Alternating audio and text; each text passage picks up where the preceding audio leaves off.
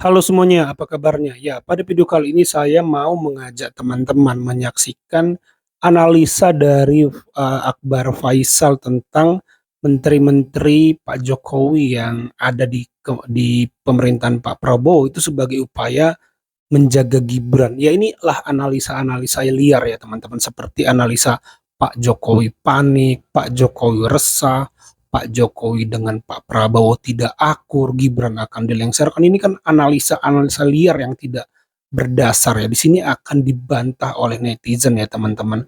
Nama akunnya itu adalah Opung Gondrong ya teman-teman. Akan dibantah teman-teman bagaimana analisa Akbar Faisal ini ya teman-teman. Nah, bagaimana videonya? Coba kita simak dulu bareng-bareng. Sebenarnya Gibran itu di samping Pak Prabowo itu telah selesai. Maka kemudian Pak Jokowi itu kenapa sampai harus ada menteri-menteri di sekitar menteri-menteri itu adalah orang-orangnya adalah untuk menjagain Gibran di situ. Seorang tokoh memberitahu pada saya bahwa pernah Pak Jokowi menyampaikan bahwa ini harus dilakukan, siapa yang menjagain Gibran nantinya. Terkonfirmasi soal itu. Maka Mas Adi, saya ingin mengatakan bahwa kehadiran orang-orang dari pemerintahan Jokowi di sekitarnya Pak Prabowo itu untuk menjaga Gibran, bukan sebaliknya. Dan kita tahu, kita harus jujurlah. Bangsa ini harus berhentilah untuk saling menyenang-nyenangkan satu sama lain. Kita bicarakan apa problem kita. Ya, saya kira tuduhan Bang Akbar ini menurut saya terlalu naif ya. Atau ya tendensius lah. Tapi tendensius, kalau tendensius maunya apa ya kita nggak tahu ya. Tapi menurut saya naif lah.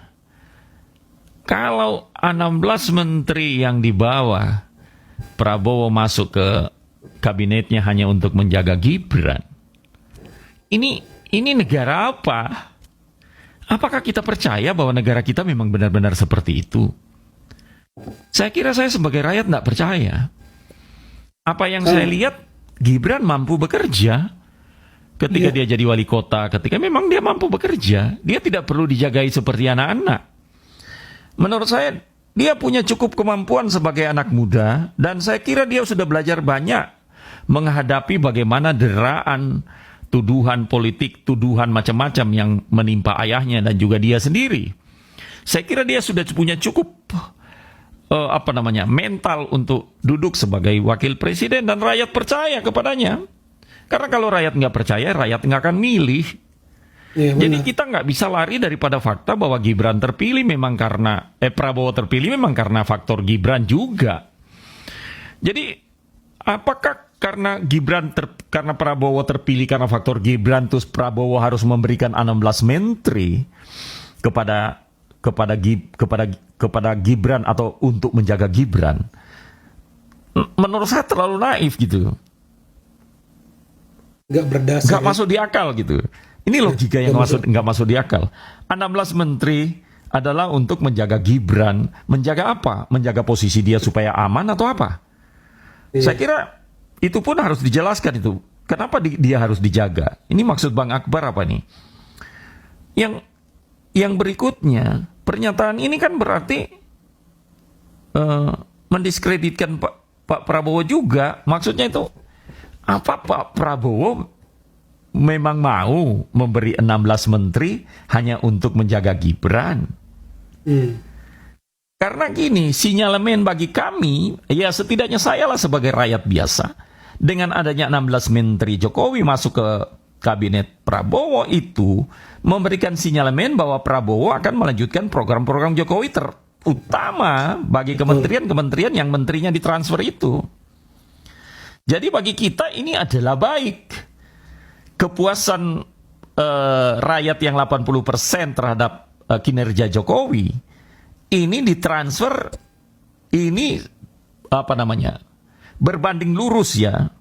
Berbanding lurus atau ditanggapi positif oleh Prabowo dengan cara memasukkan menteri-menteri itu.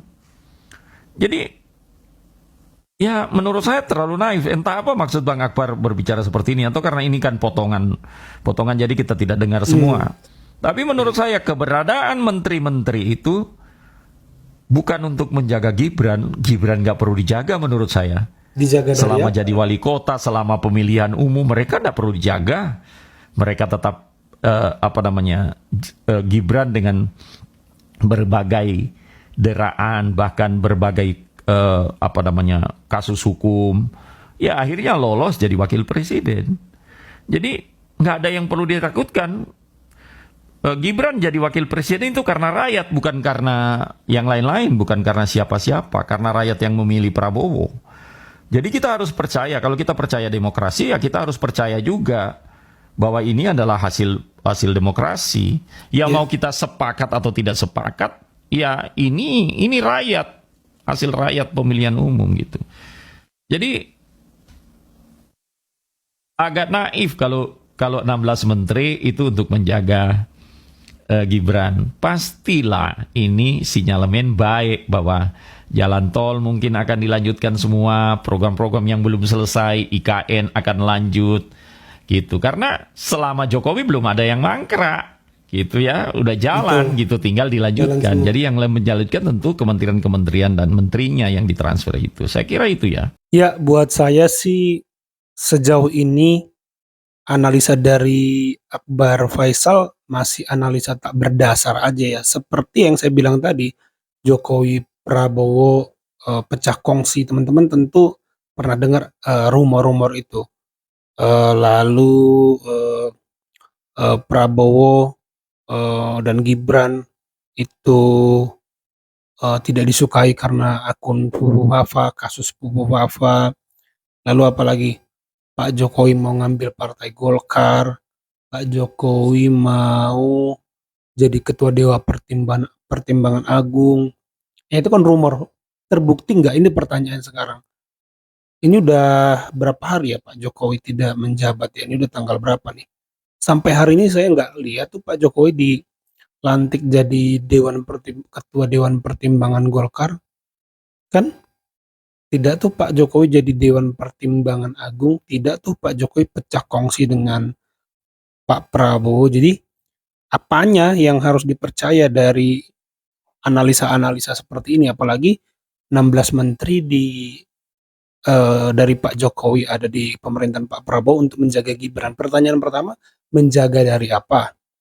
Karena kalaupun bicara melengsarkan, itu bukan di ranah kementerian untuk melengsarkan wakil presiden, tetapi di DPR dan MPR, toh kan? Iya kan? Tugasnya DPR MPR, apa hubungannya? Lalu kedua, wakil presiden sama menteri lebih tinggi jabatan wakil presiden. Masa yang lebih rendah melindungi yang lebih tinggi? Ini nggak masuk akal. Yang lebih kecil powernya melindungi yang lebih besar powernya. Absurd aja ya kalau menurut saya. Kalau menurut teman-teman bagaimana nih? Coba tulis di kolom komentar. Itu saja video kali ini. Terima kasih yang sudah menyimak sampai selesai. Sampai jumpa di video saya selanjutnya.